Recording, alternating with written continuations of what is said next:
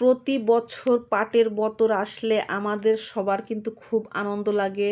বাড়ির বউ বলেন, মেয়ে বলেন, মা, চাচি, শ্বশুর, শাশুড়ি সব দেখবেন যে এই পাটের বতরে সবাই একজোট হয়ে একসাথে গল্প করবে, পাট বাজবে, হাসি ঠাট্টা সব কিছুই কিন্তু করবে। আবার দেখেন কেউ কেউ পাট শুকাচ্ছে, পাট শুকায় নিয়ে কিন্তু ঘরে তুলে রাখতেছে।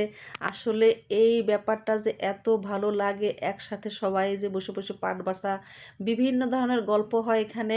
বিশ্বাস করবেন না, খুব আনন্দ লাগে এই পাট বাছার এই টাইম আসলে। আর দেখেন কি সুন্দর করে সবাই গল্পও করতেছে, আবার পাট বাছা হয়ে যাচ্ছে। ভাবলাম যে এই ভিডিওটা আপনাদের সাথে শেয়ার করি। আসলে আমরা গ্রামে কিভাবে এই পাট কাঠিগুলো উঠায়, বাছতে, শুকায়। দেখেন সবাই কিন্তু এই যে এখন ভর দুপুর হয়ে গেছে, এরা কিন্তু ভোর সকালে উঠবে, উঠে পাট বাছতে আসবে, আর কিন্তু সন্ধ্যায় চলে যাবে। কারো কারো কিন্তু রাতও হয়ে যায় বাছতে বাছতে, এতটাই ভালো লাগে।